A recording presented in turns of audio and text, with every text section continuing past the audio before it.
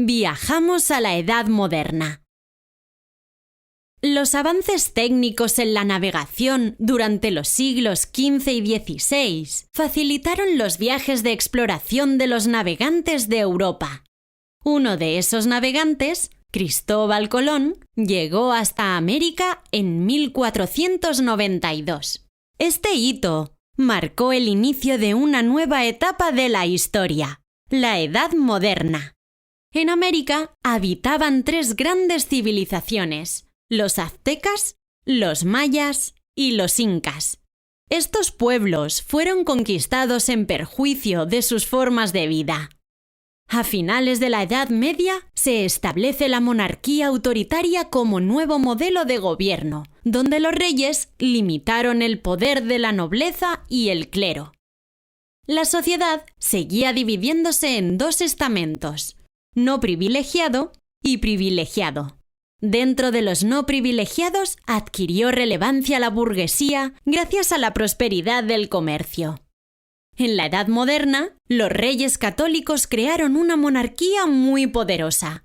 Algo más tarde, Carlos I y Felipe II formaron un gran imperio durante el siglo XVI. La crisis económica y unos reyes débiles facilitaron el fin del Imperio español en el siglo XVII. A comienzos del siglo XVIII, la dinastía Borbón accedió al trono español imponiendo un gobierno absolutista en el que los monarcas asumieron todo el poder. Bajo el gobierno de los Borbones se llevaron a cabo reformas políticas, económicas y culturales que modernizaron el país. Culturalmente, esta época supuso un gran cambio respecto a la Edad Media. Surgieron el humanismo y la Ilustración, la revolución científica y dos estilos artísticos que se extendieron por toda Europa: el Renacimiento y el Barroco. En España se vivió un tiempo de gran esplendor cultural, el llamado Siglo de Oro.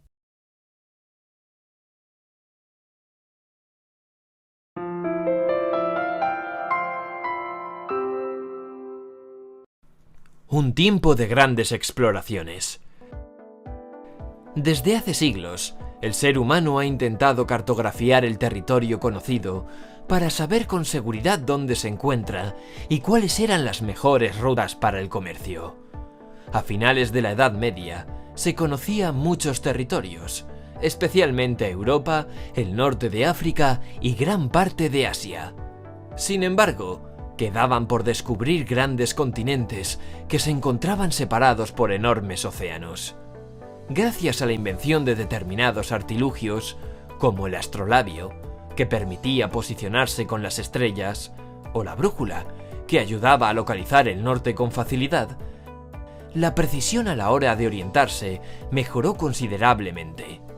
También se elaboraron cartas náuticas más precisas, que informaban de las costas y de nuevas rutas de navegación, por lo que el comercio y la navegación crecieron de forma notable. En este escenario en el que surgen exploradores en busca de rutas y territorios desconocidos hasta el momento. El más famoso de ellos fue Cristóbal Colón, un marino genovés que, convencido de que la Tierra era redonda, pretendía llegar al lejano oriente navegando hacia el oeste. Gracias a la aportación económica de los reyes católicos, partió una expedición que, tras una larga travesía, llegó el 12 de octubre de 1492, a lo que Colón creyó que era Japón, cuando en realidad se trataba de la isla de San Salvador. Años más tarde, el navegante Américo Vespucio confirmó que aquellas tierras que acababan de ser descubiertas eran en realidad un nuevo continente: América. Este hecho da comienzo a la Edad Moderna.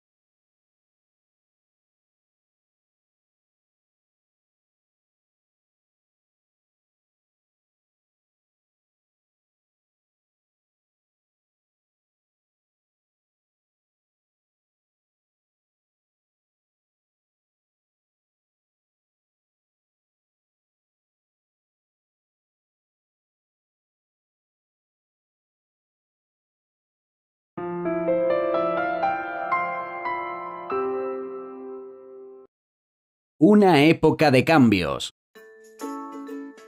Al finalizar la Edad Media, las diferentes monarquías buscaban reforzar su propio poder, limitando en consecuencia el de los nobles y la Iglesia. Además, comenzaron a desarrollar ejércitos permanentes que dependían directamente de la corona. Ya no estaban gestionados por la nobleza, por lo que aumentaron los impuestos para costear estos organismos.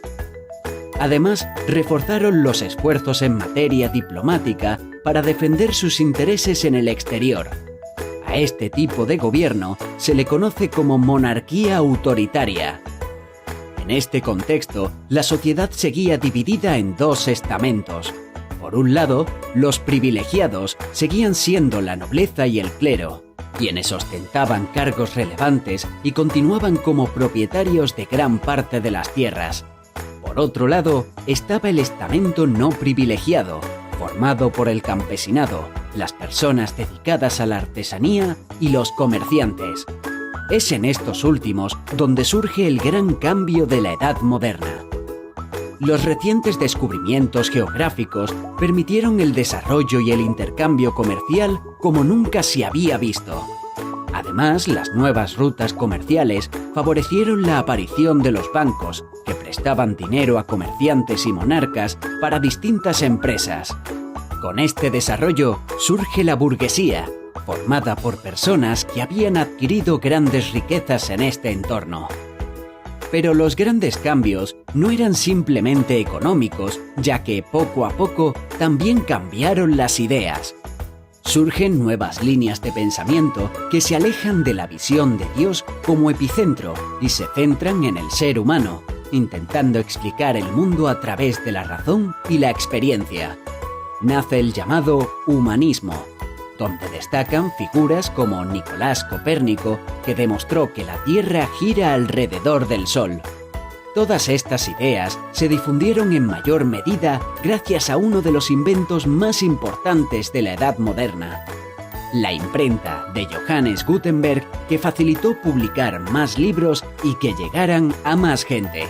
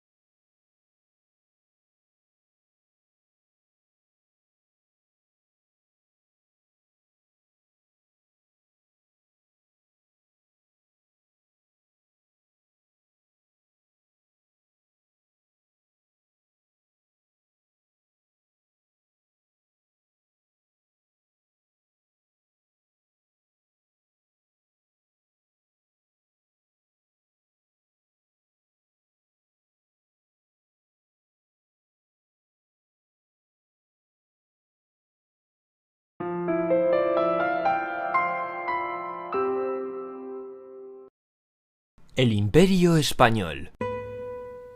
Cuando los reyes católicos, Isabel de Castilla y Fernando de Aragón, se casaron, provocaron la unión de las coronas de Castilla y de Aragón, dando lugar a una monarquía muy poderosa. Gracias a la creación de un ejército permanente, conquistaron el Reino de Granada en 1492, las Islas Canarias en 1496 y el Reino de Navarra en 1512. Además, comenzaron la conquista de la recién descubierta América.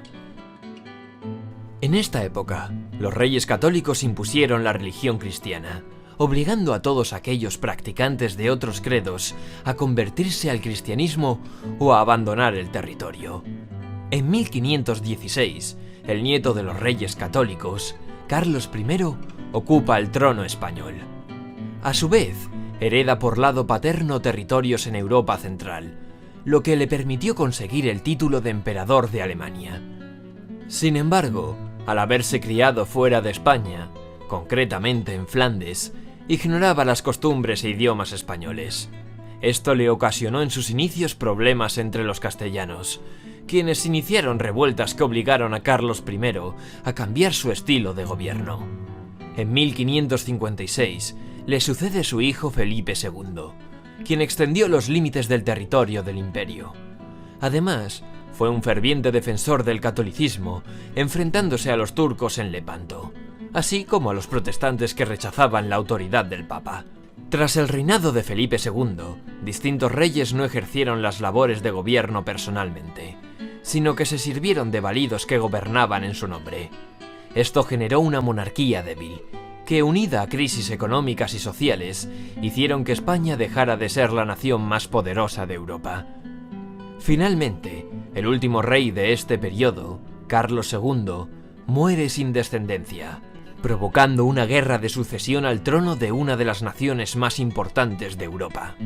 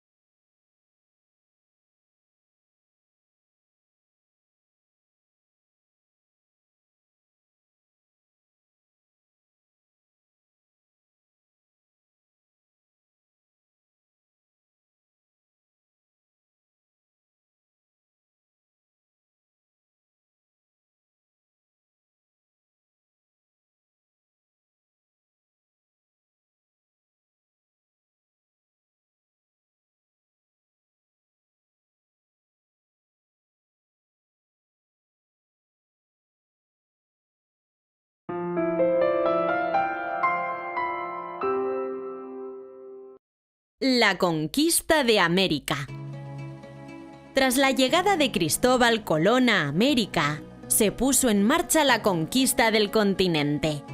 Los españoles sometieron a la población indígena gracias al uso de armas de fuego, armaduras y caballos.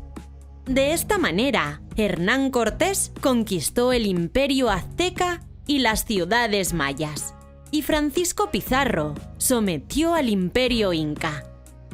La conquista dio lugar a que la población indígena tuviera que adoptar el castellano como lengua, la religión católica y las leyes de Castilla. Para gobernar los territorios conquistados, se crearon instituciones como el Consejo de Indias, donde se elaboraban las leyes y los virreinatos. A la vez que el territorio fue conquistado y organizado, comenzó la explotación de la riqueza del continente. La población indígena trabajaba en las haciendas donde se cultivaban alimentos como patatas, maíz, tomates o pimientos que se exportaban a España. También se explotaron las minas de oro y plata que eran trabajadas por población esclava. La sociedad colonial americana se organizó según un criterio racial. En la cúspide de la sociedad se encontraba la población española. A continuación, la mestiza. Después, la población indígena. Y por último, las personas negras. A lo largo de todo el territorio americano se fundaron ciudades siguiendo el modelo español. Además, se construyeron caminos y calzadas para favorecer la comunicación y el comercio. El comercio entre España y América alcanzó tal importancia que los reyes católicos fundaron la Casa de Contratación en Sevilla para controlarlo.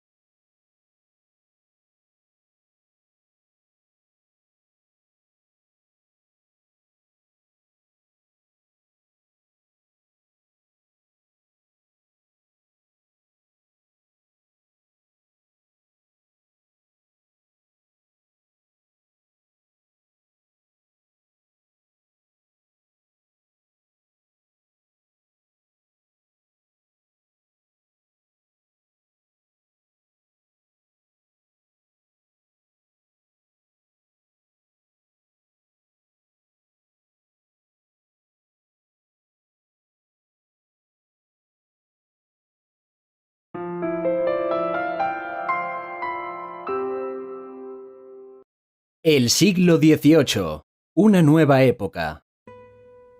El rey Carlos II murió sin descendencia en 1700 y su última voluntad fue que reinara en su lugar Felipe V de Borbón. El problema era que, al ser nieto del rey de Francia, la alianza de España con Francia era temida por algunos países europeos que apoyaban a Carlos de Habsburgo como rey de España. Así empezó la conocida como Guerra de Sucesión, una guerra internacional, pero también entre las coronas de Castilla, que apoyó a Felipe V, y de Aragón, cuyo apoyo fue a Carlos de Habsburgo. La guerra terminó en 1713 con el triunfo de Felipe V. Durante el siglo XVIII se asentó la dinastía de los Borbones en España, con los reinados de Felipe V, Fernando VI, Carlos III y Carlos IV. Estos monarcas instauraron una forma de gobierno absolutista. ¿Qué quiere decir esto? Que todos los poderes del Estado quedaban concentrados en manos de los monarcas. En esta época se realizaron reformas para modernizar el Estado. Por una parte, reformas políticas para centralizar el poder. Por otro lado, se realizaron reformas económicas como la creación de fábricas protegidas por el Estado, las manufacturas reales, el apoyo al comercio con América y la construcción de carreteras, puertos y canales. Y por último, también se llevaron a cabo reformas culturales mediante la creación de reales academias y museos. Pero, ¿cuál era la mentalidad que se desarrollaba en este periodo? Pues un pensamiento enfocado en la ciencia y en el progreso. Un pensamiento conocido como Ilustración. ¿Por qué se llamaba así? ¿Por qué se llamaba Ilustración? Porque la razón es como la luz que ilumina todo el conocimiento. Además del progreso de la ciencia y la cultura, la Ilustración promovía ideas contrarias al absolutismo, como la soberanía nacional, la división de poderes y la proclamación de una constitución. Sin embargo, los monarcas sometieron a su control el pensamiento ilustrado bajo la forma del despotismo ilustrado.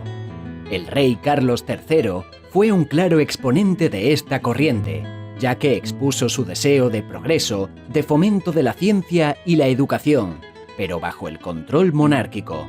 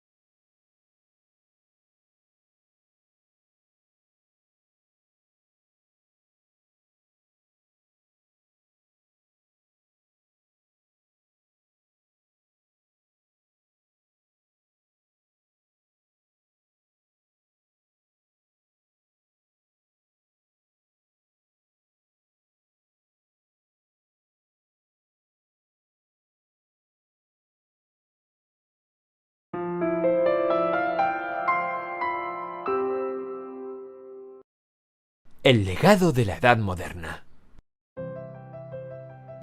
La Edad Moderna comprende varios siglos, concretamente desde finales del XV al XVIII.